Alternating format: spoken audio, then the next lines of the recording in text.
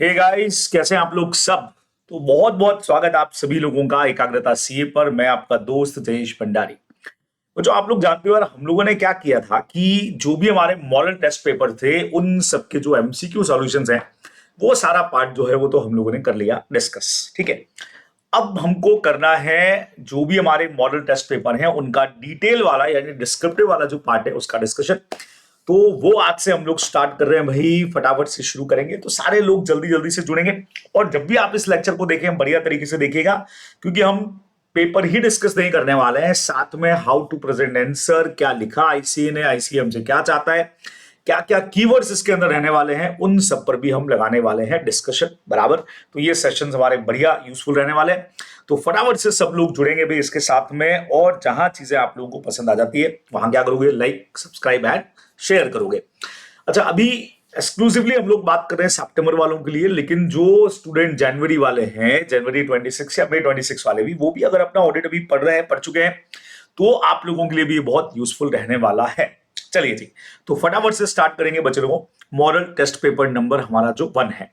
अच्छा, अब ये वाला जो स्टार्टिंग पोर्शन आप देख रहे हो बच्चे लोगों, ये हम लोग ऑलरेडी डिस्कस कर चुके हैं ना। इसका पूरा अलग से आपको प्लेलिस्ट मिल जाएगा जिसमें हमने सारे मॉडल टेस्ट पेपर के एमसीक्यू पोर्शन को डिस्कस किया है ना, अलग से। तो ये तो रहा देखो एमसीक्यू पोर्शन जो पूरा का पूरा हम लोगों ने डिस्कस कर रखा है ना। तो सर आज अपन क्या करने वाले हैं, अभी आपसे जो लेक्चर स्टार्ट होंगे बच्चे लोगों, जो कंटिन्यू सीरीज अपनी चलेगी वो चलेगी हमारे डिस्क्रिप्टिव क्वेश्चंस के ऊपर, जहां हम इन सारे क्वेश्चंस को बढ़िया तरीके से डिस्कशन लगाने वाले हैं। बराबर। चलिए जी, तो स्टार्ट करते हैं भाई। हमारा जो पहला कंपलसरी क्वेश्चन होता है वो यहाँ पे अपने को क्या दे रखा है बच्चों, कौन से चैप्टर से कनेक्टेड है, क्या है, ये सारी बात अपन यहाँ पे सीखेंगे। बराबर। राइट, कैसे करना है आंसर वहां पे ड्राफ्ट, वो भी सीखेंगे।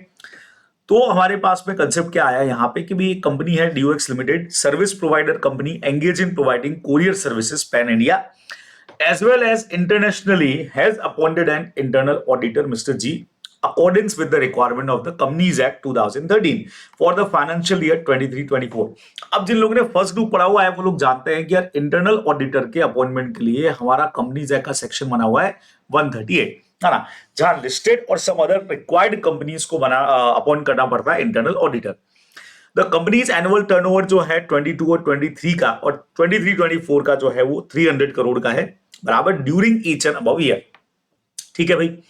Business of the company has been profitable. Mister G heads internal audit department of the company, assessing governance activity, assigning and improving risk management activity and reviewing control. Discuss reporting responsibility of auditor of the company under Companies Act 2013, specifically in relation to the internal audit and related matter for the year 23-24। अब ये बोल रहे हैं भाई internal audit से related बच्चों को आपने से क्या पूछा है कि आपको ये बताना है कि रिपोर्टिंग रेस्पॉन्सिबिलिटी क्या है ना। तो भाई रिपोर्टिंग रेस्पॉन्सिबिलिटी ऑडिट रिपोर्ट के अंदर, या फिर कारो वाली जो हमारी रिक्वायरमेंट है कि क्या अच्छा, अपने को बताया कि इंटरनल ऑडिट जो है बेसिकली वो पार्ट किसका है, इंटरनल कंट्रोल सिस्टम का ही पार्ट है। तो क्या उसके बारे में कोई स्पेसिफिक रिपोर्टिंग रिक्वायरमेंट है हमारे पास में, क्या कहते हो बच्चे लोगों। तो यहां से ये देखो आप लोगों को मैं साथ में दिखाता जा रहा हूं आंसर को लिखने का तरीका देखना, क्योंकि आंसर बच्चों कारो से दिया गया है, समझ रहे हैं आप लोग, है ना। तो कई बार क्वेश्चन पढ़ते ही अपने को लगेगा यार ये तो लॉ का क्वेश्चन है, लेकिन रिपोर्टिंग रिक्वायरमेंट पूछी है तो ऑडिट रिपोर्ट में तो किधर नहीं आता है। तो कारो वाली जो रिक्वायरमेंट है उसके अंदर अपने को इसके बारे में बात करनी पड़ेगी। तो देखो पहले तो आंसर को स्टार्ट कैसे किया आईसीए ने वो देखना जरूरी है। ठीक है। तो दिमाग में अगर कारो आ गया तो स्टार्टिंग पोर्शन अपने को कारो का लगाना पड़ेगा कि DOX limited in a business of providing courier services, और क्या दिया इन्होंने as a name of the company and given fact suggest. अब इन कंपनीज पर कारो की रिक्वायरमेंट नहीं लगती। सबसे पहले तो वो इन्होंने दिया कि भाई स्मॉल कंपनी हो, प्राइवेट कंपनी, 1% कंपनी, बैंकिंग और इंश्योरेंस कंपनी, या सेक्शन 8 कंपनी। ठीक है। ये सबके ऊपर हमारा जो है ये कह रहे हैं कि DOX limited is in business of providing courier services, और वो इनमें से कहीं पर भी कवर नहीं है बच्चों, सुनना, क्योंकि इन कंपनीज को तो एग्जम्पशन है। प्राइवेट कंपनी के आगे और भी चीजें हैं, लेकिन ये कंपनी जब प्राइवेट है ही नहीं तो हमको बाकी तो कुछ सोचना ही नहीं है। देयरफॉर ये एग्जम्पशन क्वालिफाई नहीं करती। आप देखो लिखने का तरीका उल्टा, अपन सीधा भी तो लिख सकते थे कि यार ये कंपनी पे कारो लगता है और कारो के हिसाब से रिपोर्टिंग रिक्वायरमेंट है, बट थोड़ा सा यहाँ पे आंसर का तरीका देखना, उसका रीजन ये हो जाएगा यार कि अगर अपन ने, बट ऑब्वियस कोई भी होगा तो डायरेक्टली लिखेगा, ये क्यों लिखेगा कि we are not exempted. Exempted होते हैं तो अपन लिखते हैं, नॉट एग्जम्प्टेड पूछा भी नहीं एग्जम्प्टेड का। तो बट आप जानते हो यार, कॉपी चेकर के पास जब जाएगी तो वो तो यहां से आंसर को देखना स्टार्ट करेगा, उसको लगेगा यार ये पैरा गायब है, मार्क्स हटाओ इसके। तो ये थोड़ा सा ध्यान रखना पड़ेगा। तो भाई कंपनी को एग्जम्पशन नहीं मिल रहा है, thus reporting requirement under CARO are applicable लगेगी। और ये जो रिक्वायरमेंट है, statutory auditor is required to report under, ये हमारा क्लॉज 14 जा रहा है बच्चों, जहां हमको इस पर रिपोर्टिंग करनी है। अब क्लॉज 14 में क्या लिखा हुआ है, बहुत सिंपल बात है, whether the company has an internal audit system commensurate with the size and nature of its business। Business के नेचर और साइज के हिसाब से इनके पास में इंटरनल ऑडिट सिस्टम है कि नहीं है, and whether the report of internal auditor for the period under audit were considered by the statutory auditor, क्या उसकी रिपोर्ट को हमने कंसीडर किया है क्या, ये पॉइंट्स अपने को बच्चों इंक्लूड करने पड़ेंगे इस डिस्क्लोजर रिक्वायरमेंट में। तो ये हमारा पहला आंसर जो है वो जाने वाला है, आप लोग ध्यान में रखेंगे बराबर। तो पैटर्न देखते जाना है ना, यहाँ अपना पर्पस सिर्फ आंसर को देखना नहीं, ये भी देखना हाउ टू राइट आंसर, भाई आईसी क्या चाह रहा है, क्या लिखना है, ये भी आप लोग ध्यान में रखोगे। ठीक है, चलिए फर्स्ट के सेकंड पार्ट पे चलते हैं बच्चे लोगों। सेकंड पार्ट हमको बोलते हैं यार, up and high private limited has started it's export business during the year 23-24, ठीक है। The company was catering to domestic market only in past year.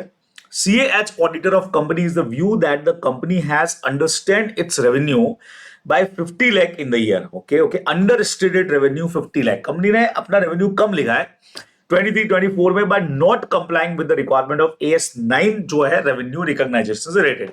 आपका AS का नॉलेज भी इधर काम करेगा।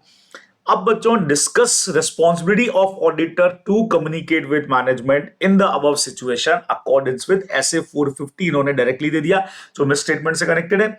Also explain usefulness of such communication. Second, अगर management refuse करता है मिस स्टेटमेंट को करेक्ट करने के लिए तो ऑडिटर क्या करेगा। SA 450 हमारा इसी चीज पे काम करता है बराबर, कि भाई मिस स्टेटमेंट हम कम्युनिकेट करेंगे, फिर अगर मैनेजमेंट क्या करता है नहीं करता है उसके ऊपर हमारा एक्शन रहेगा। तो आइए अपन यहां से चेक करते हैं, देखो क्या लिखा है।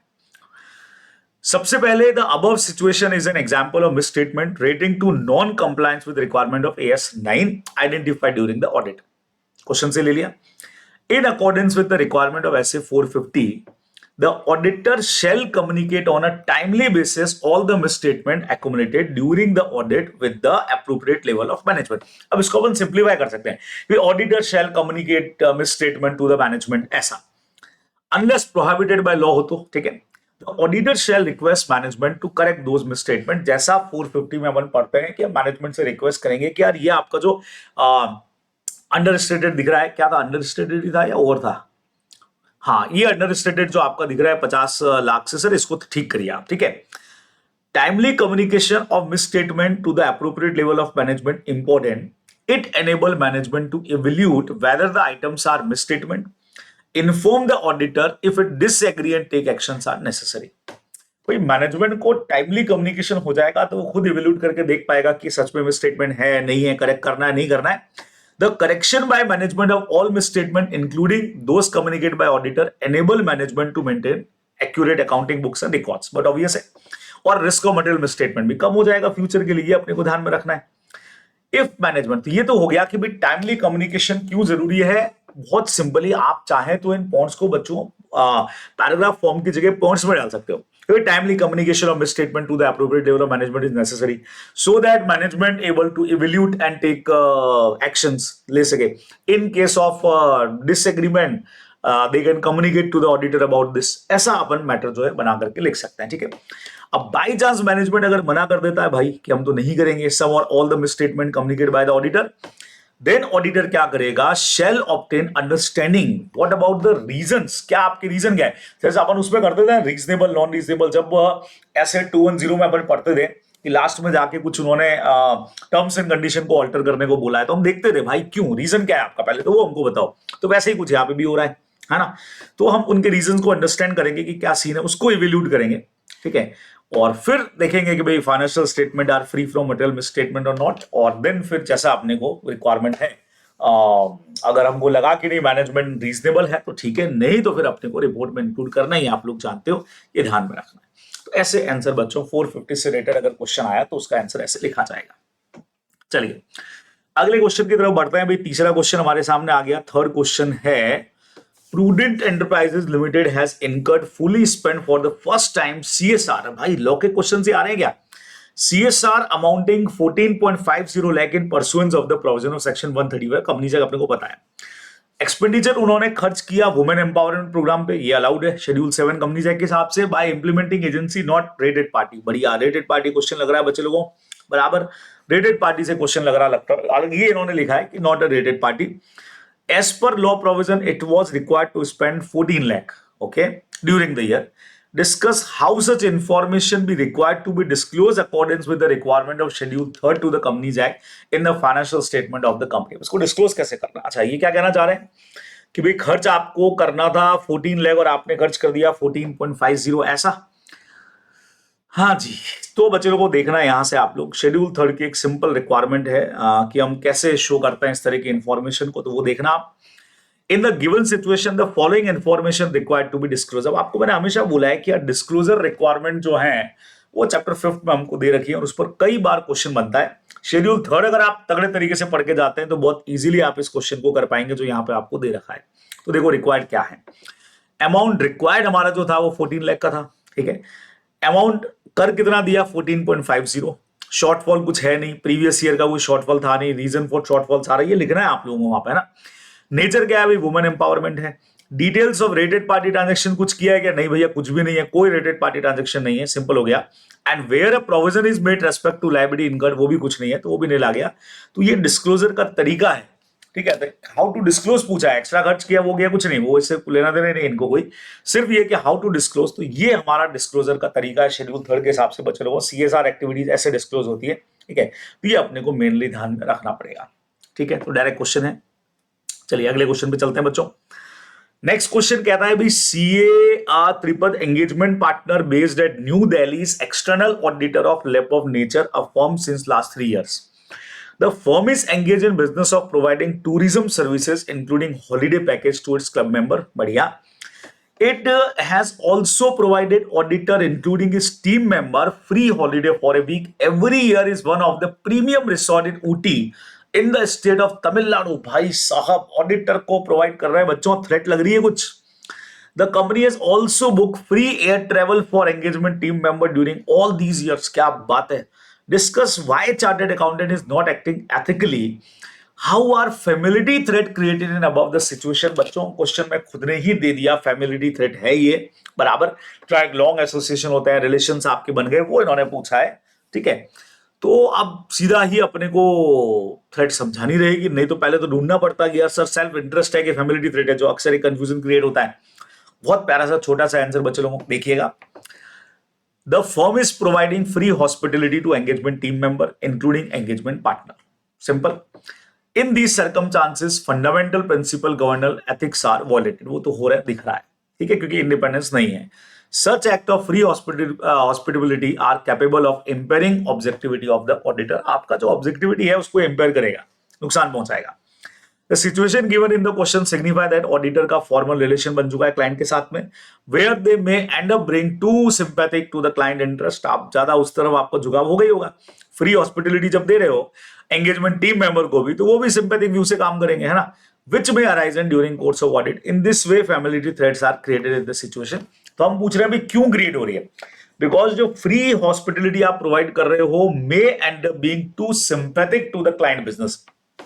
तो इसका जनरल आंसर भी बन सकता था, बट आईसीए की तरफ से देखो स्टार्टिंग पॉइंट तो है, लेकिन कीवर्ड्स में अपने को देखने को मिल रहा है यार सिंपैथिक इंटरेस्ट हमारा बन जाएगा थोड़ा क्लाइंट को लेकर के, एज वेल एज वो पूरी टीम को सर्विसेज प्रोवाइड कर रहे हैं, तो टीम का भी जो व्यू बनेगा ऑडिट करते हुए वो सिंपैथिक व्यू बनेगा, इश्यूज को लेकर के यार थोड़ा सा सहानुभूति रहेगी, यार ठीक है यार चलने दो, वो चीज हमारे लिए गड़बड़ कर जाएगी। तो ये कुछ कीवर्ड्स इसमें अपने को यूज करने पड़ेंगे। बढ़िया आंसर है बच्चों।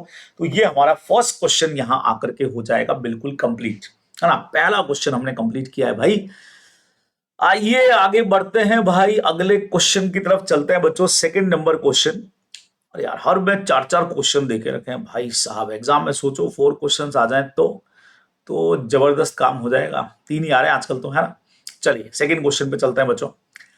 सेकंड का एक कहता है मेंशन एनी 4 फाइनेंशियल इवेंट और कंडीशन दैट मे इंडिविजुअली और collectively may cast significant doubt on the entity's ability to continue as a going concern. बच्चों को गोइंग कंसर्न बराबर से ऐसे कौन सा 570 काम करेगा? हमारा चैप्टर नंबर 7 से क्वेश्चन लग रहा है, सीधा सीधा सा इंडिकेटर्स बताने को बोला इन्होंने, बराबर। तो डायरेक्टली गोइंग कंसर्न से रिलेटेड इंडिकेटर्स हमारे पास में है, ठीक है। अच्छा, आप कौन से इंडिकेटर बोले? फाइनेंशियल वाले, ऑपरेटिंग वाले?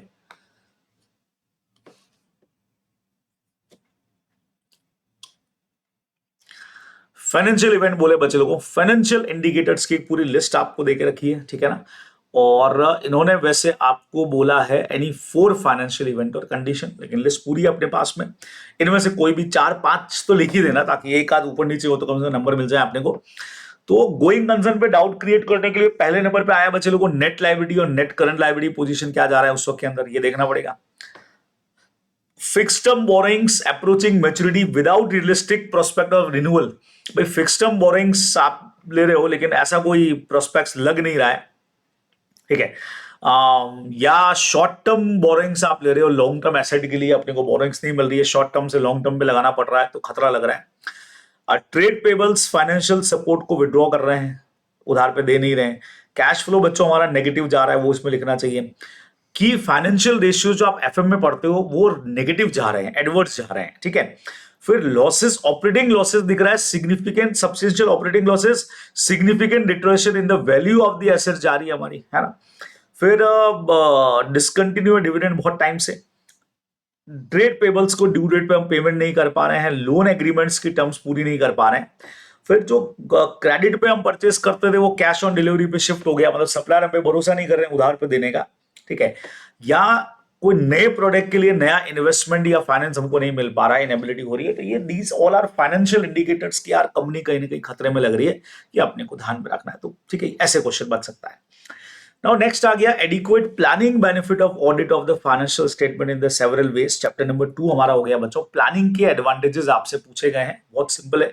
हेल्पिंग वाले जो पॉइंट अपन पढ़ते हैं ना, तो पहला हेल्प करेगा ऑडिटर को to devote appropriate attention on important areas. कौन से एरियाज ऑडिट में इंपॉर्टेंट है, अगर आप प्लानिंग पहले से कर रहे हैं तो एरियाज पता लग जाएंगे। जैसे अपन पढ़ाई कर रहे हैं तो प्लानिंग करेंगे तो पता लगेगा ना कौन सा चैप्टर स्ट्रॉन्ग ज्यादा करना है, कौन सा कम करना है, कौन सा क्या, वैसा, ठीक है।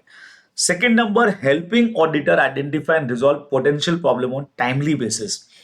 Identify and resolve potential basis on a timely basis आप कर पाओगे, प्रॉब्लम्स पहले ही पता लग जाएंगे तो सॉल्यूशन भी प्लानिंग जल्दी हो जाएगा, ठीक है। तीसरा, proper organise and manage the audit. Effective way में आप ऑडिट को मैनेज कर पाओगे, ठीक है।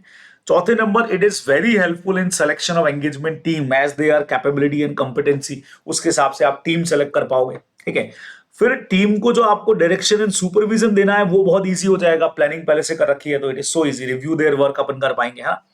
और assisting whether applicable, coordination of work done by auditor of components and expert, ठीक है।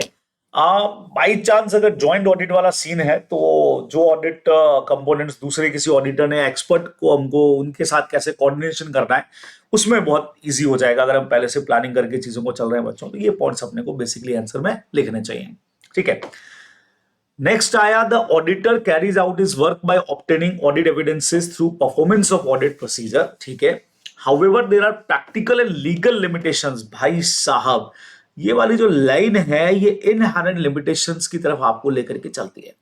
और इनहेरेंट लिमिटेशन के भी 5 पॉइंट बच्चों जो दे रखे हैं उसके अंदर से ये पॉइंट हमारा सेकंड वाला जो है ना चैप्टर 1 से, जो है अपना नेचर ऑफ ऑडिट प्रोसीजर्स, वहां से ये जाएगा।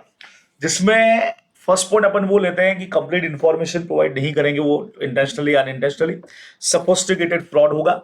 और तीसरा, auditor is not an expert to find out authenticity of document, कि कितना ऑथेंटिक डॉक्यूमेंट है। वो वाले सारे पॉइंट इसके आंसर में आने चाहिए। देखते हैं बच्चे लोगों को क्या सिचुएशन है, इन्होंने क्या दिया है। इन्होंने हो सकता है सिर्फ एग्जाम्पल देने को बोला है। तो an auditor does not test all transaction and balances, he forms his opinion only by testing samples. It is an example of practical legal limitation on auditor ability to evidences। और जैसा मैंने आपको कहा था, ये देखो, management may not provide complete information as requested by the auditor. जैसा आपको मैंने कहा कि वो देगा ही नहीं आपको, देयर इज नो वे जिससे हम फोर्स कर सके। हम इन्वेस्टिगेटर तो है नहीं, हम खाली रिक्वेस्ट कर सकते हैं। In this case he is not provided required information, he can only report कर सकता है। ये एग्जाम्पल है हमारी लीगल लिमिटेशन का बच्चे लोगों। तो वहीं से अपन ने निकाल के इसको लिखा कि यार दे not provide complete information, they may not provide complete information requested by auditor। अच्छा, we are not inspector, investigator, so वो can't force, we can't force management to provide information, we can only report, हम कुछ कर भी नहीं सकते हैं। तो ये हमारे ऊपर एक लिमिटेशन लगाई है बच्चों, इन्होंने ध्यान में रखना है। तो प्रैक्टिकल और लीगल, अच्छा इस क्वेश्चन की खासियत देखो, इन्होंने दो अलग अलग चीजें बोली, this is practical, this is legal limitation. Practical ये हो गया कि यार हम जब ऑडिट करेंगे तो बट ऑब्वियसली हम सैम्पलिंग बेसिस के ऊपर करेंगे, प्रैक्टिकल चीज है ये, तो प्रैक्टिकल लिमिटेशन है, सारी चीजें तो चेक होंगी नहीं, तो उस बेस पे ओपिनियन भी उसी तरह की होगी, इनहेरेंट लिमिटेशन है। और लीगल में ये हो गया कि we have no legal power to investigate and force management to provide information. भाई तो ये अपने को इसके आंसर में ध्यान में रखना चाहिए। ठीक है बच्चों, थर्ड पे चले, हमारे नेक्स्ट क्वेश्चन पे। नेक्स्ट क्वेश्चन में क्या बात है भाई, लॉ टैक्स सब डाल दो तुम ऑडिट के अंदर। ठीक है, नेक्स्ट क्वेश्चन क्या कह रहा है, पढ़ते हैं इसको भी।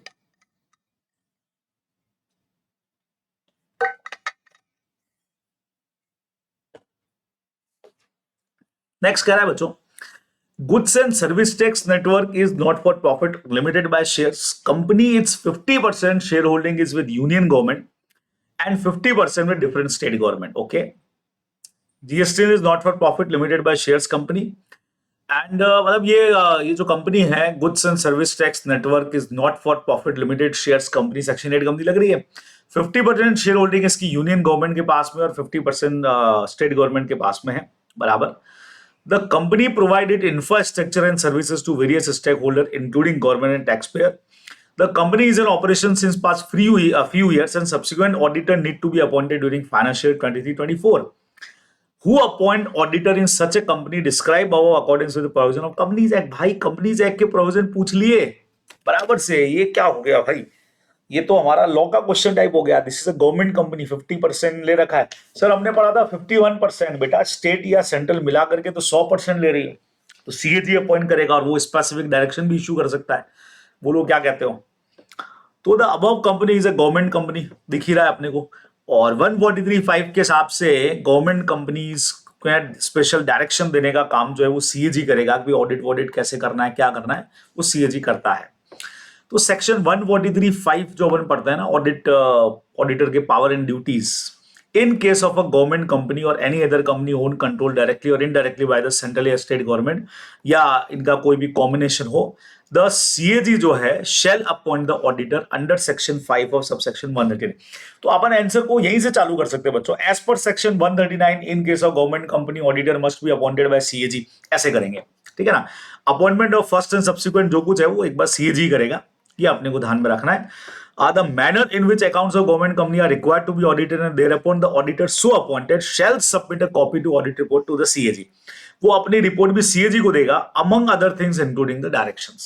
तो ऑडिट रिपोर्टर जो CAG है, power to give special direction to auditor कर सकती है। If any issued by the CAG, अगर डायरेक्शन उन्होंने इशू किए हैं तो और उस पर जो भी एक्शन टेकन उन्होंने लिया उसके ऊपर वो रिपोर्ट बना करके CAG को देगा। तो ये सिंपल सा आंसर अपने को इसमें लिखना पड़ेगा। ठीक है, चलिए जी, तो ये हमारा सेकंड क्वेश्चन भी बच्चों यहां आकर के कंप्लीट हो गया, बराबर। अब हम बढ़ते हैं अपने अगले क्वेश्चन की तरफ, यानी कि question number 3। Suniti, a CS student, is a part of engagement team conducting audit of company TIM Private Limited. According to audit program, she is responsible for verifying purchase and PP items appearing in the books of accounts from records bills of company. समझना बच्चों, PP आ गया भाई, क्या लगता है बच्चों, 5th chapter का question है क्या। सुनिधि CS स्टूडेंट है, एंगेजमेंट टीम का पार्ट है, ऑडिट कर रहे हैं। According to the audit program she is responsible for verifying purchase और PP items appearing in the books of accounts को देखना है। Beside she has also been interested responsibility to obtain return representation management से लेना, SFI 80 हो गया। Carrying out the physical verification of inventory during the year, during the course of audit she finds that, उसको क्या पता लगता है बच्चों, एक परचेज बिल है 5 लाख का pertaining to Tim industries has been entered in the books of Tim private limited. Okay, इधर का उधर लिख दिया, तो राइट एंड ऑब्लिगेशन वाला assertions का तो नहीं पूछा है। The management has refused to provide written representation relating to physical verification of inventory during the year. She has brought knowledge of engagement partner who has decided to use lack of such representation as audit evidences. ये बोला है, ये तो अपने को check करना चाहिए। तो whether each of above constitute audit evidences, बच्चों ये पूछा है आपने से। विक्स क्वेश्चन बनाया इन्होंने एक बढ़िया सा। तो ऑडिट एविडेंसेस का मतलब होता है both information that support and corporate management assertion and any information that contradict such assertions. ठीक है, एविडेंसेस को अपन कंपेयर करते हैं। अब परचेज बिल जो 5 लाख का TIM इंडस्ट्रीज का था वो आपने TIM प्राइवेट लिमिटेड में लिख दिया, देयरफॉर यहाँ पे contradicting management assertion relating to occurrence of such purchase, ठीक है, hence it constitute audit evidences. बच्चों असर्शन में क्या आ गया, ये हम क्या चेक करना चाह रहे हैं basically, relating to occurrence. Occurrence का मतलब क्या हो गया कि सच में वो अकर हुआ है कि नहीं हुआ है, तो आपने इधर का उधर लिख दिया है, ठीक है। राइट एंड ऑब्लिगेशन में भी जा सकता रही है कि हमारा ऑब्लिगेशन है, ये तो हमारा राइट है, बराबर, जो आपने वहां लिख दिया हमारी परचेज। अच्छा ओके ओके ओके, परचेज है ना भाई, रुको रुको रुको भाई, परचेज है इसलिए राइट एंड ऑब्लिगेशन तो एसेट का होता है बच्चों। Occurrence point is absolutely correct, अपने को ध्यान रखना है। Further the absence of information, जैसे मैनेजमेंट ने मना कर दिया रिप्रेजेंटेशन देने का यूज बाय ऑडिटर, ये कॉन्स्टिट्यूट करता है, ये भी एविडेंसेस कॉन्स्टिट्यूट करता है। सर कैसे? In the given case, management has refused to provide written representation relating to physical verification of inventory. Therefore, absence of information used by auditor and it also constitute audit evidences. ये भी हमारे लिए audit evidences में आएगा कि management ने हमको refuse कर दिया है रिटर्न रिप्रेजेंटेशन देने से बराबर से। तो एज एविडेंस अपन ये सोच सकते हैं कि इसका मतलब कुछ दिक्कत है, कुछ प्रॉब्लम है, वैसा अपन रिपोर्ट के अंदर डाल सकते हैं बच्चों, ये अपने को ध्यान में रखना है। तो एग्जैक्टली क्वेश्चन ये कहना चाह रहा है क्या ये जो दो चीजें हुई है ये भी किसी बात का एविडेंस है क्या? हाँ है ना भाई, पहला वाला परचेज के अकरेंस से कनेक्टेड है, दूसरा वाला जो इन्होंने रिफ्यूजल किया है वो इसी से कनेक्टेड है, refusal to provide a return representation, therefore absence of information is used by auditor. क्योंकि ऑडिट है ही नहीं, जैसे अपन डिस्क्लेमर देते हैं ना, तो डिस्क्लेमर में ये तो कहते हैं we are not able to provide any, not provide any information, any opinion.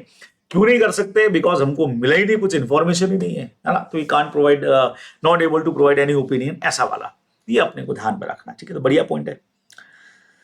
B answer, B question कहता है बच्चों, CAB is auditor of boom payment bank year 23-24 during the year banking regulator has impose restriction on bank from accepting new deposit due to non-compliance in conducting KYC in large number of accounts and violation of rules aimed at preventing money laundering। क्या बात है भाई, KYC bank audit का question.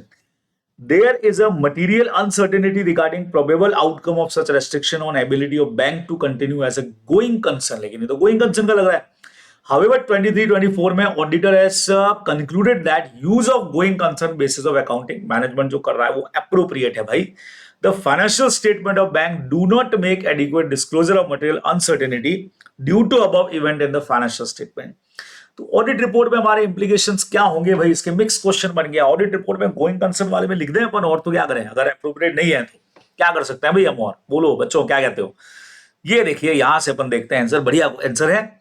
As described in the situation given in the question, banking regulator has imposed restriction due to non-compliance with regulatory requirement, and there is material uncertainty of such event or condition which may cast a significant doubt on ability to bank to continue as a going concern। देखो first para आपको समझा क्या रहा है कि banking regulator जैसे RBI वगैरह हो गया, उन्होंने कुछ रेस्ट्रिक्शन लगा रखे हैं, और उनका अगर नॉन कंप्लायंस हुआ तो बैंक बंद भी हो सकती है, तो गोइंग कंसर्न पे डाउट तो है। However, the financial statement do not adequate disclosure, आपने ये अनसर्टेनिटी के बारे में कुछ भी डिस्क्लोज नहीं किया है, ठीक है। If adequate disclosure about uncertainty is not made in financial statement, तो ऑडिटर को क्या करना चाहिए बच्चों? एक तो क्वालिफाइड ओपिनियन दे सकता है वो, नंबर 1, ठीक है।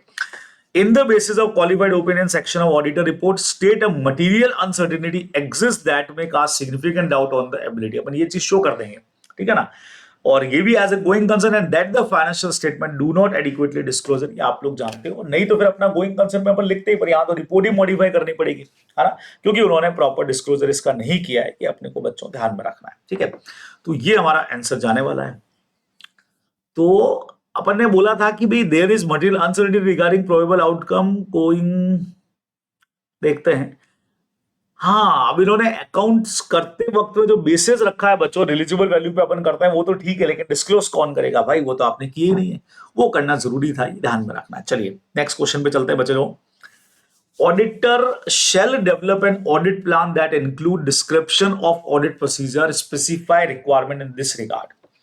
ऑडिट प्लान से रिलेटेड हमारा क्वेश्चन आ गया। Development of audit plan chapter number 2 से कनेक्टेड अपन कहते हैं इसको, छोटा सा पार्ट है। ऐसे 300 states that auditor shall develop an audit plan, और उसमें क्या इंक्लूड करेंगे बच्चों? ऑडिट प्लानिंग को जब डेवलप करना है तो NTE, nature time and extend of plan risk assessment procedure, NTE of plan further audit procedure, and other plan and audit procedure जो रिक्वायर्ड हैं so that engagement complies with ऐसे ऐसे के हिसाब से जो भी रिक्वायर्ड है। तो तीन बातें आती है, anti of risk assessment procedure, anti of other audit procedures assertion level पे ही, और other plan procedure audit procedure जो रिक्वायर्ड है as per the requirement of SAs. ये अपने को बच्चों ध्यान में रखना है। छोटा सा हमारा क्वेश्चन है, खत्म हो गया। चैप्टर नंबर 2 से कनेक्ट करता है। Now, what is meant by audit documentation? Chapter 6. What are the objective of independent auditor accordance with Asset 230? बच्चों चैप्टर नंबर 6 इकलौता हमारा सबसे छोटा नन्ना मुन्ना सा चैप्टर है, नन्ना मुन्ना सा आंसर भी है। Audit documentation refer to record of audit procedure जो आपने परफॉर्म किए, ऑडिट एविडेंसेस जो आपने ऑब्टेन किए, और कंक्लूजन जिस पे आप पहुंचे। इन्हीं तीनों चीजों का रिटर्न डॉक्यूमेंट करना, लिखना, उसको अपन डॉक्यूमेंटेशन बोलते हैं। ऑब्जेक्टिव क्या है?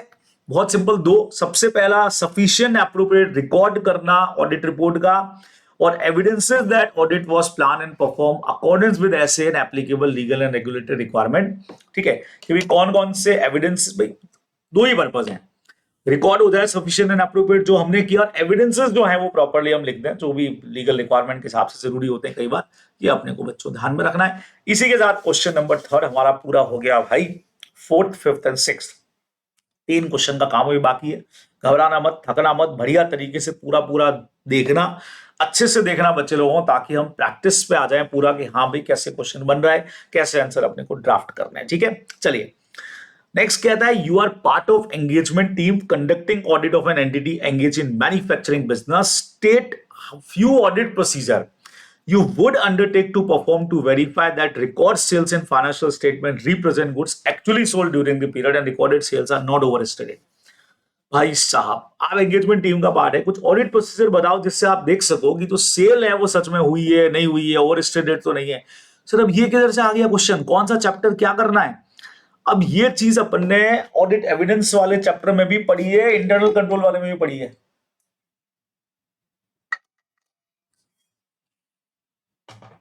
बढ़िया पॉइंट दे रखा है आपको, सेल्स रिलेटेड बराबर से।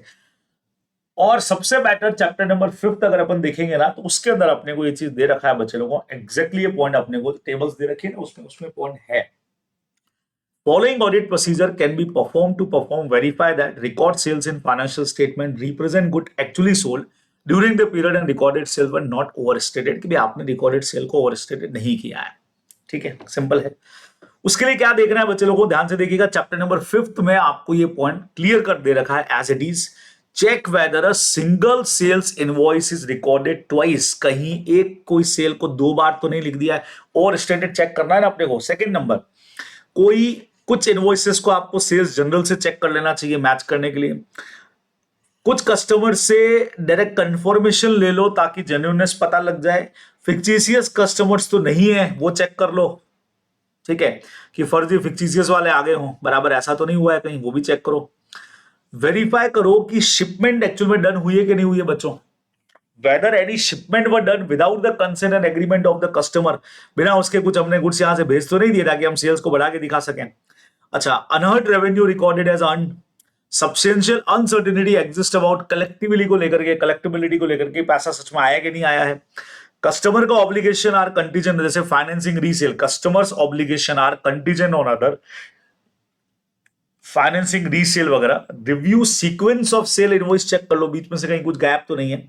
जनरल एंट्रीज जो अनयूजुअल ट्रांजैक्शन दिख रहे हैं, रेटेड पार्टी वगैरह को अगर सेल दिख रहा है तो वो देख लो। और सेल्स रिटर्न और सेल्स का रेशियो निकाल करके प्रीवियस ईयर से कंपैरिजन कर लो, कहीं ज्यादा दिखा करके मतलब कम दिखा करके सेल्स वेल्स बढ़ा तो नहीं दिया है, या आप साल के एंड में, ईयर एंड में आपने सेल्स को बहुत बढ़ा दिया, ओवर स्टेट कर दिया, और फिर वापस सेल्स रिटर्न दिखा करके कम कर दिया हो। तो ये सारे वो रीजन है बच्चों, चैप्टर नंबर 5 में आपको बहुत बढ़िया तरीके से दे रखे हैं, ध्यान में रखना है। चलिए अगला क्वेश्चन तो भाई साहब बड़ा लंबा चौड़ा क्वेश्चन लग रहा है बच्चे लोगों, आइए करते हैं।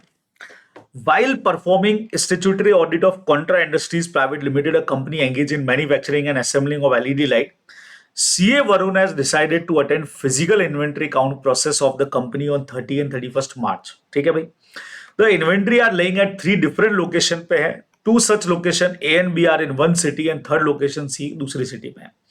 Company also send inventory to some service provider को भी भेजा है क्वालिटी कंट्रोल टेस्टिंग के लिए। CA Varun is well versed with his type of industry and has prepared a list of following matter which could be relevant to him in planning attendance at physical inventory. वो एक list बना रहा है ताकि count वाउंट कर सके proper तरीके से। उसमें क्या लिस्ट बनाई? सबसे पहला नेचर क्या है इन्वेंट्री का, means LED light components part, जो सर्किट पैनल्स होते हैं, work in progress, finish pack, क्या चीज क्या है। Materiality of inventories different location पे जो पड़ी हुई है। Stage of completion of work क्या है, जो अपन पढ़ते ही हैं बच्चों, ऐसे 501 में अपन इन्वेंट्री में सारे पॉइंट देखते ही हैं।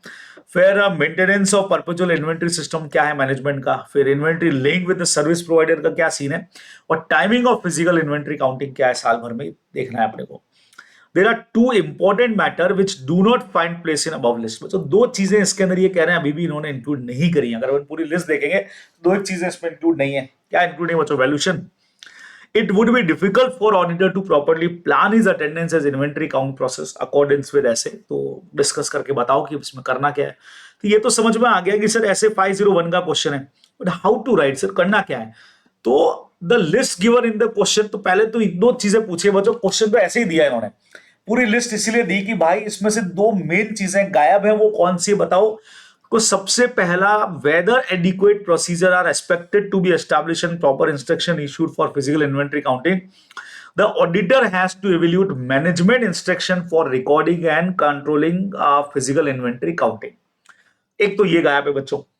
It is important for the auditor to know before and how the inventory count will be counted so as to assess effectiveness.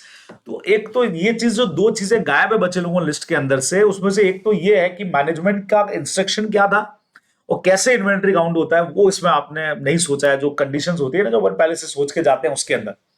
Second number, nature of internal control अपन ने नहीं सोचा है डिफरेंट लोकेशन पे। It is possible that inventory at one location है unsatisfactory control हो सकता है और हायर रिस्क हो। तो दो चीजें इसमें से गायब थी बच्चे लोगों। पहला चीज तो कि हम जो भी मैनेजमेंट का डायरेक्शन है, जो पॉलिसी है, उसको हम इवेल्यूट करने वाले हैं, और दूसरा इनका इंटरनल कंट्रोल सिस्टम क्या है इसको लेकर के, ये चीजें इस लिस्ट के अंदर कवर नहीं है। ये इन्होंने अपने को मेनली समझने के लिए बोला है बच्चों की, अपने को ध्यान में रखना है, ठीक है बराबर। तो दो इंपॉर्टेंट मैटर वो कौन से हैं, तो अगर जब अपन ऐसे 501 देखेंगे तो हम उसमें ये पॉइंट्स पढ़ेंगे। उसमें दे रखे हैं आपको कि कौन कौन सी चीजों को कंसिडर करके जाएगा। तो दो मेजर चीजें इसमें से गायब थी, ये अपने को ध्यान में रखना था, ठीक है बराबर। चलिए नेक्स्ट पे चलते हैं अपन। The auditor should decide whether relevant information is properly disclosed in the financial statement. ठीक है। Explain with reference to scope of audit। बच्चे लोगों, the auditor should decide whether relevant information is properly disclosed। अगर आपको याद हो तो हमने एक पॉइंट पढ़ा हुआ है CPR, फेमस किया अपन इसको CPR को। स्कोप का क्वेश्चन है बच्चों चैप्टर नंबर 1 का। तो सी का था कि भाई ऑल एस्पेक्ट्स, कंप्लीट एस्पेक्ट्स को इंक्लूड करोगे आप, प्रॉपर डिस्क्लोजर करोगे, और जो भी चीजें हैं रिलायबल इंफॉर्मेशन आपके पास में होनी चाहिए। तो पी का था प्रॉपर डिस्क्लोज होना चाहिए जो भी फाइनेंशियल इंफॉर्मेशन है उसका। तो ये देखो डिस्क्लोजर वाला पूरा पॉइंट अपना। The auditor should decide whether relevant information is properly disclosed in the financial statement. He should also keep in mind applicable statutory requirement. It is done by ensuring that financial statement properly summarize transaction and event recorded therein by considering the judgment made by the management। बराबर। अब management responsible है preparation और presentation of financial statement के लिए। जैसे accounting policies में आपका depreciation कैसे होगा, वो मेथड कैसे होगा, वो सब वैल्यूएशन और इन्वेंटरी कैसे करना है। ऑडिटर सिर्फ ये इवेल्यूट करेगा दो चीजें, पहली चीज तो सही है कि नहीं है, प्रॉपर है कि नहीं, और कंसिस्टेंसी से फॉलो हो रही है कि नहीं हो रही है। ये ऑडिटर की रेस्पॉन्सिबिलिटी है। तो फर्स्ट पैरा के बाद आपको दोनों की रेस्पॉन्सिबिलिटी लिखनी है कि मैनेजमेंट रेस्पॉन्सिबल है प्रिपेयर और प्रेजेंट करने के लिए फाइनेंशियल स्टेटमेंट। तो चूज पॉलिसी उसका काम है, हमारा काम है देखना कि वो जो पॉलिसी चूज करी वो अप्रोप्रिएट है कि नहीं है, और कंसिस्टेंटली अप्लाई हो रही है कि नहीं हो रही है बच्चों। ये अपने को सिंपली ध्यान में रखना है। चैप्टर 1 का क्वेश्चन है।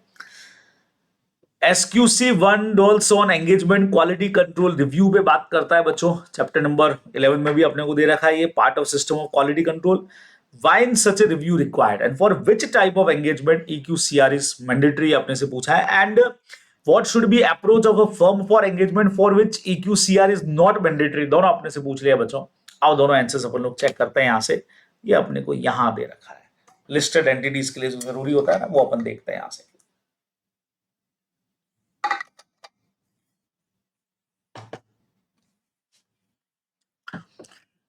significant judgment made in engagement should be reviewed by an engagement quality control reviewer for taking an objective view before the report is issued. Engagement quality control review mandatory है for all audit of financial statement of listed companies. तो बच्चों engagement quality control review में reviewer यही देखता है कि भाई कितना क्वालिटेटिव तरीके से आपने ऑडिट किया. लिस्टेड एंटिटीज में तो कंपलसरी है, छोटा सा पॉइंट है. अदर एंगेजमेंट में firm should devise criteria to determine cases requiring quality control review और नॉट. ये ऑडिट फर्म खुद ही डिसाइड करेगी अपने हिसाब से कि हमको इसकी रिक्वायरमेंट है कि नहीं है. कि अपने को बच्चों ध्यान में रखना, छोटा सा क्वेश्चन था, खत्म हो गया. ठीक है, बराबर. नाउ बच्चों फिफ्थ एंड सिक्स दो बड़े क्वेश्चन अभी अपने पास में और हैं भाई. तो WT private limited is engage in the business of manufacturing a product liable to GST 5%.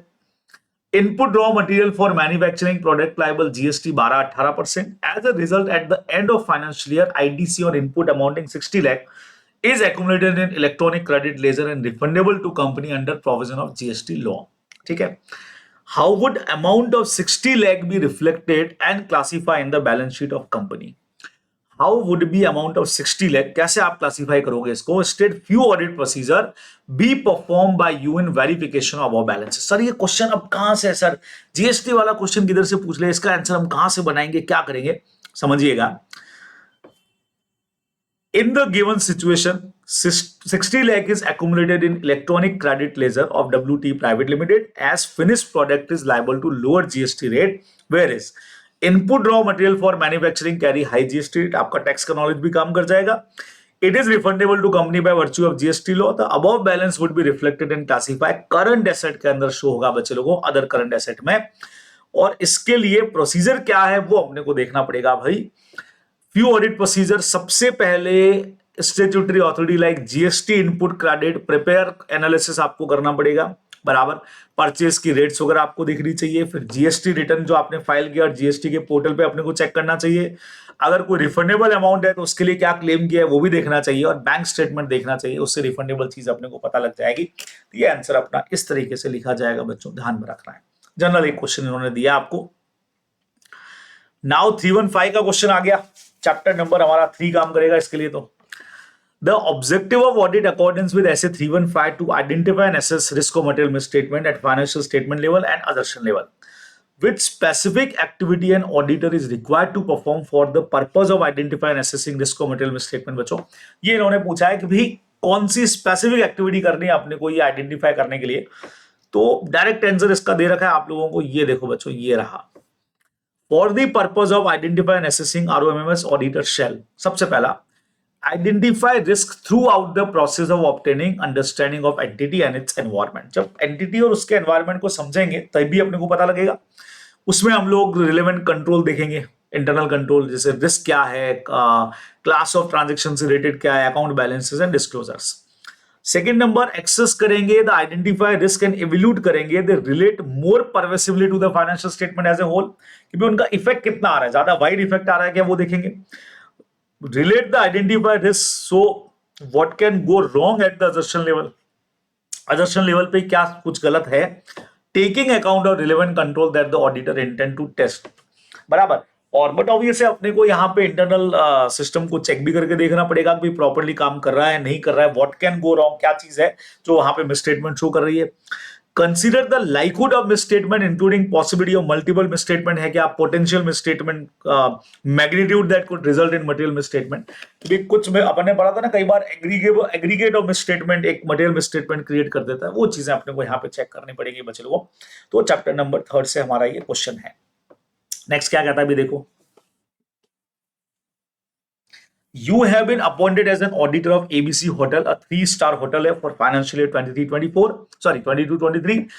As an auditor, special points क्या चेक करोगे जब आप इन्वेंट्री चेक कर रहे हो फूड एंड बेवरेजेस की. 3 नंबर का क्वेश्चन बच्चों. Chapter number 9 different entities hotel audit, उसमें फूड एंड बेवरेजेस का इन्वेंट्री चेक करने का तरीका क्या होगा. The inventory in the hotel are both readily कह सकते हो portable and saleable, particularly the food and beverage inventories. कई बार क्या होता है portable and saleable है. It is therefore extremely important that all movement and transfer जो है वो आपको पता होना चाहिए. बराबर.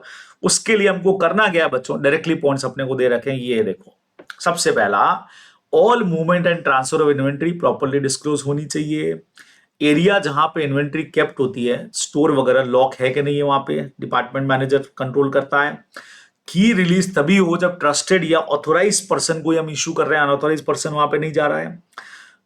Many hotel specialise professional valuers appoint करती है काउंट और वैल्यू करने के लिए, तो वो देख लो। Auditor should ensure that all inventory value at year end पे होनी चाहिए और खुद वहां पे वो प्रेजेंट होना चाहिए वेरिफिकेशन के टाइम पे।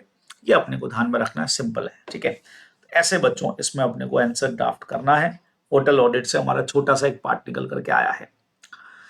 Professional behaviour is one of the fundamental principle governing professional ethics. Meaning बताओ, एग्जाम्पल बताओ। चार्टेड अकाउंटेंट जो फॉलो करेगा बच्चों एथिकल प्रिंसिपल, कॉपी का अपना एक पार्ट है प्रोफेशनल बिहेवियर। तो पॉइंट एग्जाम्पल दोनों आप लोगों के सामने है, बढ़िया पॉइंट है। Principle of professional behaviour requires an accountant to comply with relevant law and regulation, avoid any conduct जो अकाउंटेंट नो और should know might discredit the profession. Discredit of profession के हर चीज को अवॉइड करना चाहिए, लॉ रेगुलेशंस फॉलो करना चाहिए। Not knowingly engage in any occupation employment activity जो एम्पेयर करे प्रोफेशन की इंटीग्रिटी, ऑब्जेक्टिविटी और रेपुटेशन को, ये ध्यान में रखना है बराबर। एग्जाम्पल बहुत प्यारा है बच्चे लोगों। Chartered accountant has conducted audit of accounts of an entity for particular year. ICA ने इशू किया लेटर उसको सर्टेन मैटर के ऊपर, लेकिन did not bother to reply. वो रिप्लाई नहीं कर रहा है भाई, होशियारी क्या है, प्रोफेशनल बिहेवियर नहीं है तुम्हारा ये कि तुम रिप्लाई नहीं कर रहे हो, है ना। Failure to reply the professional body, ये वो बॉडी है भाई जो आपकी कंट्रोलिंग बॉडी है, आप उसको जवाब नहीं दे रहे हो, लेक ऑफ कर्टसी दिखा रहे हो और रेस्पॉन्सिबिलिटी भी शो नहीं हो रही है आपकी। इन the given case chartered accountant has not follow principle of, ये आपका प्रोफेशनल बिहेवियर नहीं। याद करो, आप इसमें वो एग्जांपल भी लगता है जो हमारा प्रेडेसर ऑडिटर है उसको हमने कुछ चीजें पूछी हैं बच्चों, है ना। हम नए ऑडिटर अपॉइंट हुए हैं, प्रेडेसर वाले को हमने लेटर लिख के चीजों का कंफर्मेशन लिया और वो भाई भी जवाब नहीं दे रहा है, तो वो भी इसी के अंदर जाएगा। ये अपने को ध्यान में रखना है, ठीक है बच्चे लोगों, बराबर है। चलिए चलते चलते हमारी गाड़ी पहुंच चुकी है आखिरी क्वेश्चन पर बच्चे लोगों, है ना। आखिरी क्वेश्चन में भी अभी तो एक क्वेश्चन हमारा चॉइस का रहेगा भाई साहब, है ना। आ जाओ, करेंगे, पूरा करेंगे। CSZ is appointed as auditor of Beta Private Limited for financial year 23-24. There exists an internal audit function in the company headed by Chief Internal Auditor. Okay. CA valuation of trade receivable of company assess an area of higher risk by statutory auditor. He wants to take direct assistance of Chief Internal Auditor. 610 का question तो नहीं लग रहा है बच्चों, वो चाह रहा है ये इसके डायरेक्ट असिस्टेंस में काम करे, बराबर कर सकते हैं। ऐसा दो तरीके होते हैं, यूजिंग इन्फॉर्मेशन, डायरेक्ट असिस्टेंस। दो चीजें बोली है, assign checking of accuracy of ageing trade receivable अपने को देना चाहिए क्या, या assign evaluation of adequacy of provision based on ageing of trade receivable to the chief internal auditor. क्या डेलीगेट करना चाहिए, क्या नहीं करना चाहिए बच्चों, पूछा है। तो आंसर आप लोगों के सामने है, ये देखो। In accordance with SS 610, external auditor shall not use internal auditor to provide direct assistance to perform procedure that relate to the higher assess risk of material misstatement. जो हाई ROMMS का है वो तो आपको नहीं डेलीगेट करना चाहिए, ठीक है। Shall not use internal auditor to provide direct assistance where the judgment requiring performing relevant audit procedure and evaluate करना है जहां आपको, और more or evidence gathered is more than limited. In the given situation, valuation of trade receivable is assigned as an area of high risk by auditor. Judgment required checking of accuracy of aging trade receivable is limited. Therefore, external auditor can assign the checking of accuracy of aging of chief internal auditor, providing direct assistance as it involves limited judgment. अब बच्चों एक चीज तो समझ में आया कि high risk area तो है, लेकिन judgement required in checking of accuracy of ageing is limited, मतलब ज्यादा लंबा चौड़ा नहीं, ऊपर अपन पढ़ चुके हैं। अगर मोर देन लिमिटेड हो तो आपको ट्रांसफर नहीं करना चाहिए, अगर लिमिटेड ही है तो आप कर सकते हो, है। However, because of evolution of adequacy of provision based on aging would involve more than limited judgment, जो इसका अगला पॉइंट ही दे रखा था, तो फिर ये अप्रोप्रिएट नहीं होता है कि आप उसको असिस्ट करने के लिए बोलो। ये पॉइंट इन्होंने लिखा, देखो क्वेश्चन में अपने को दे रखा था assign checking of accuracy of ageing, तो वो हमने कर दिया। Assign evolution of adequacy of provision based on ageing of trade receivable, तो दोनों बातें हमारी हो गई कि अगर लिमिटेड हो तो क्या करना है, और अगर लिमिटेड नहीं हो तो असाइन करना है कि नहीं करना है बच्चों, ये अपन ध्यान में रखने वाले हैं, ठीक है ना। ये ध्यान में रखोगे। देखो हाई रिस्क एरिया उसको लग रहा है, तो अब उसमें देखना है कि लिमिटेड है कि नहीं है, उसके ऊपर ही डिपेंड करेगा बच्चों, अपन ध्यान में रखेंगे। Assign checking of accuracy, evaluation of adequacy of provision based of ageing, है ना। The audit of government expenditure is one of the major components of government.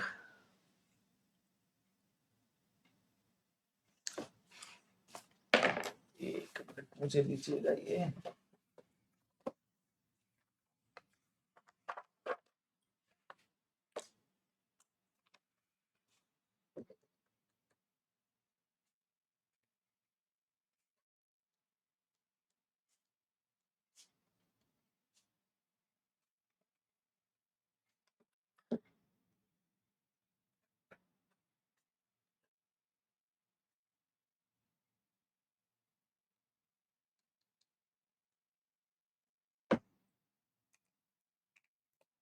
हाँ जी, तो the audit of government expenditure is one of the major components of government audit.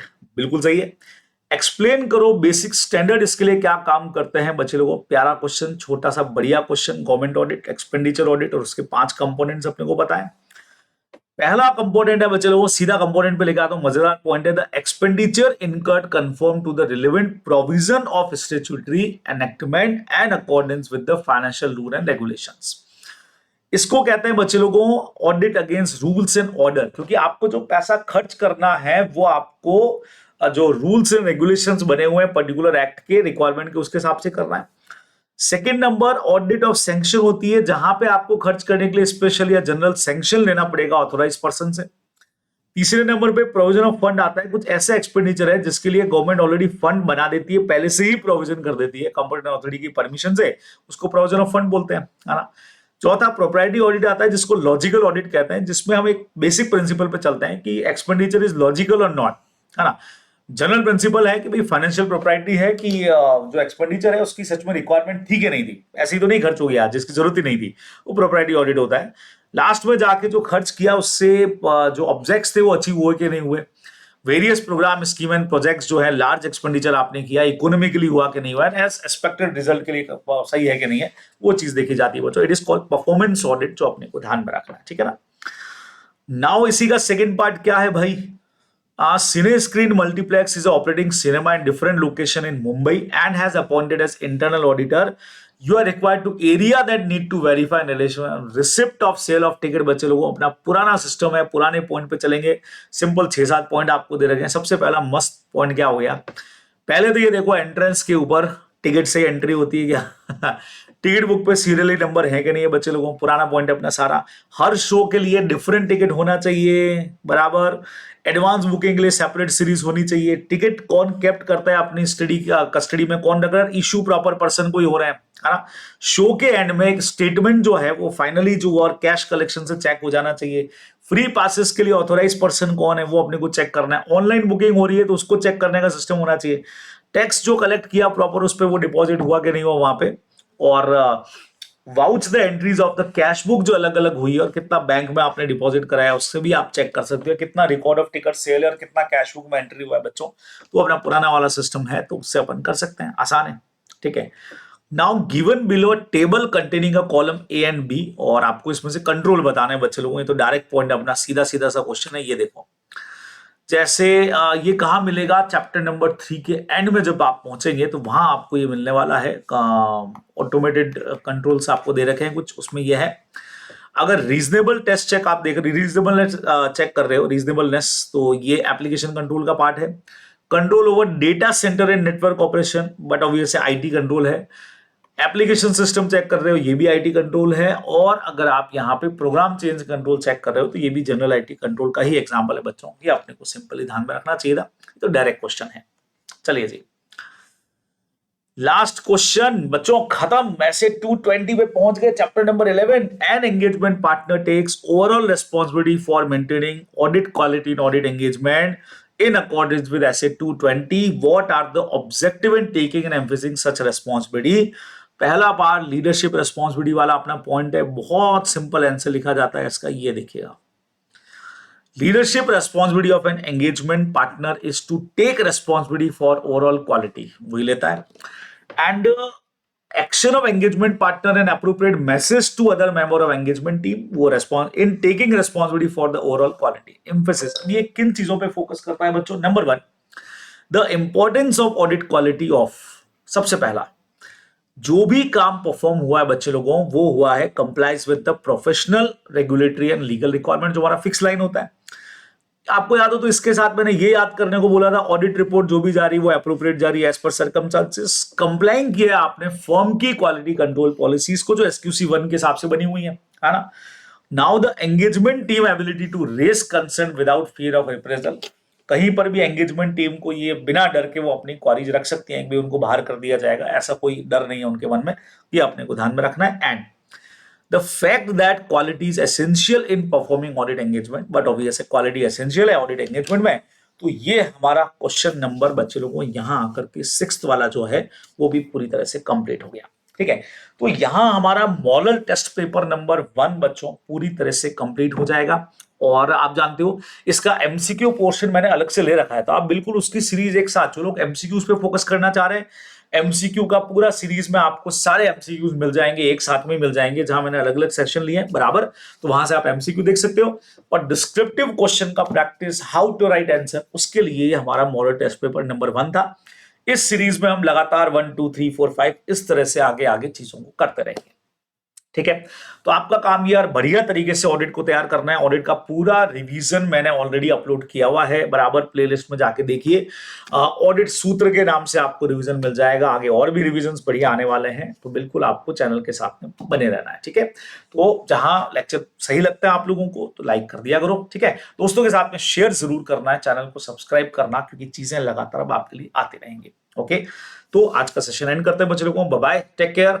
कल फिर मुलाकात होती है आप लोगों से मॉडल टेस्ट पेपर नंबर 2 के साथ। बाय।